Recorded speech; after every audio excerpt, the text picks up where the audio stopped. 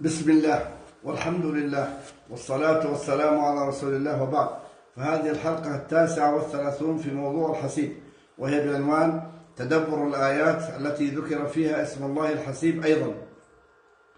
ما أحب هذا الدعاء إلى القلوب، حسبنا الله، تشعر بها بالسكينة على قلبك، أي الله يكفيني، يكفي قلبي، فلا أقلق ولا أنزعج ولا ارتاب، ولا تصيبني من جراء الخوف أي إساءة ولا أي إشكال. كيف وقد أنزل ربي سبحانه وتعالى على قلبي برد الرضا، فصرت ساكنا هادئا مرتاحا. كل هذا حين تقول حسبي الله، فيكفيك. قد تبتلى، ولكن هذا البلاء لا يؤثر على نفسيتك، فلا تشعر به بلاء. وقد قلت هذا كثيرا. وقد يحدث العكس، فالبعض يبتلى فيعيش في البلاء دون أن يمسه البلاء، يكون دائما خائفا، تحدثه نفسه سوف يحدث كذا، سأفقد فلانا، سأخسر صفقة، سأتعرض لحادث، فتصيبه الأمراض النفسية والقلق والاكتئاب والمشاكل من دون أن يمسه شيء أو يحدث له أي مشكلة. إنما المؤمن موقفه حيال هذه الابتلاءات: إن الناس قد جمعوا لكم فاخشوهم فزادهم إيمانا. فلم يقعوا في اشتراك شرك الخوف، بل اعتمدوا على ربهم السيد الذي لا يعتمد إلا عليه سبحانه، وقالوا حسبنا الله ونعم الوكيل. فكان هذا الرزق العميم، فانقلبوا بنعمة من الله وفضل. آل عمران. وجاءت فضل نكرة في سياق الإثبات على اعتبار أن تكون مطلقة، وكان يمكن أن يقول فانقلبوا بنعمة وفضل، لكن أضاف من الله لكي يشعر قيمة هذه النعمة، فهي نعمة خاصة جدا مميزة جدا، بنعمة من الله وفضل لم يمسسه سوء. على عمران.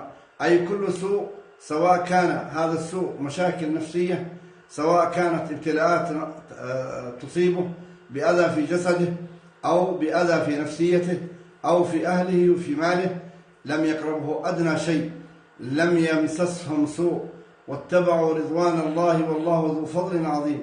على عمران. فرضي عنهم ربهم فأرضاهم، ولا شك هذا هو الفوز العظيم.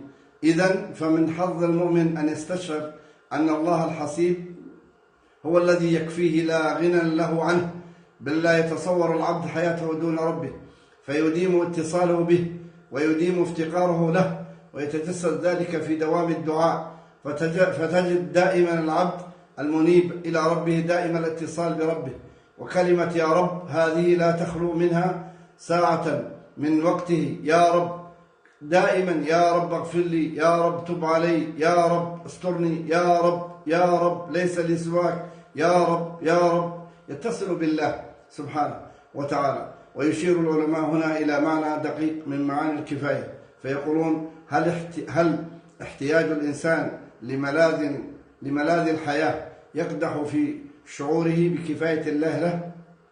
لملاذ الحياة يقدح في شعوره بكفاية الله له؟ فأنت إذا احتجت إلى طعام وشراب وإلى شمس وإلى أرض وإلى مسكن وإلى زوجة وسعيت في تحصيل ذلك، هل هذا يقدح في فهمك بأن الله هو كفيك؟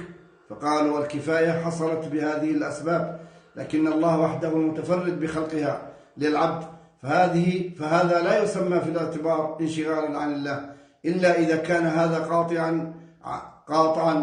قاطعا عن الله.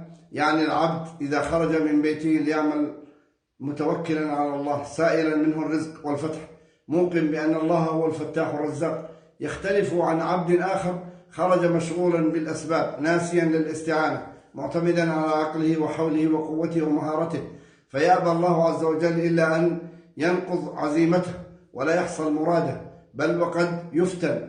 إذن فمتى استعان فلا قدح في سعيه إلا أن يتعلق بالأسباب دون مسببها. حسبنا الله ونعم الوكيل، ما حقها منك؟ انظر إلى قول الله تعالى لنبيه: يا أيها النبي حسبك الله ومن اتبعك من المؤمنين. الأنفال. لو تصورت الآن بخيالك وقع هذا الكلام على قلب النبي صلى الله عليه وسلم وأصحابه، تخيل لو أنك في مشكلة كبيرة تسبب لك خوف وقلق بالغ، ثم تجد إنسان له منزلة وكبيرة يأتي بجانبك ويربت على كتفك ويقول لك لا تخف، أنا معك، أنت في حمايتي، أنت في ضماني. كيف يكون أثرها وقد ضاقت عليك الدنيا من كل مكان؟ لا شك أنك ستشعر بالظفر وبكثير من الدفء والحنان والأمان، أليس كذلك؟ بلى. فحين يقول الله عز وجل يا أيها النبي حسبك الله، أدركها النبي صلى الله عليه وسلم ففرح واستبشر، فمن كان الله معه ماذا فقد؟ ومن كان الله عز وجل بعيدا عنه فماذا وجد؟